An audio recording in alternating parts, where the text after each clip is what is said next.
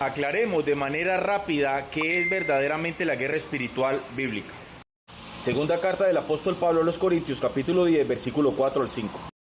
Porque las armas de nuestra milicia no son carnales, sino poderosas en Dios para la destrucción de fortalezas. Derribando, dice el versículo 5, haciendo la guerra espiritual, dice el apóstol Pablo, derribando argumentos y toda altivez que se levanta contra el conocimiento de Dios y llevando cautivo todo pensamiento a la obediencia a Cristo. Allí es donde radica la guerra espiritual.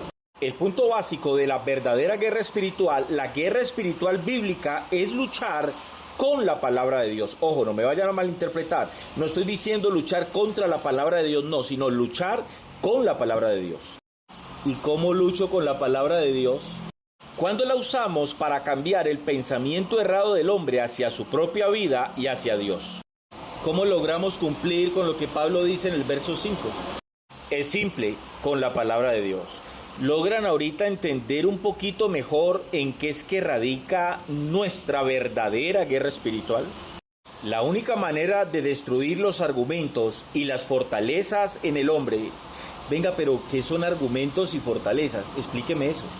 Los argumentos y las fortalezas del hombre son su propia filosofía, son las maneras que el hombre tiene de pensar respecto a sí mismo y respecto a Dios. Maneras de pensar que, por cierto, son bien erradas. Allí es donde entra el Hijo de Dios a hacer guerra espiritual, usando la palabra para que con la palabra y a través y por medio de la palabra, esos pensamientos, esas filosofías erradas que hay en la cabeza de los hombres que no conocen de Dios, pues sean derribadas. Es tirar por el piso, por medio de la palabra de Dios, los argumentos del hombre, sus propias filosofías, sus argumentos y fundamentos humanistas. Recuerden que el hombre sin Dios es un hombre que está siendo gobernado por su propia alma, pensamientos, emociones y sentimientos. Esas son las tres áreas que tienen que ser atacadas con la palabra de Dios. Utilizar la palabra de Dios para procurar que el hombre alinee esos pensamientos no conforme a sus propias ideas o filosofías humanas, sino conforme a la palabra de Dios. Allí es donde vos estás haciendo realmente una guerra espiritual.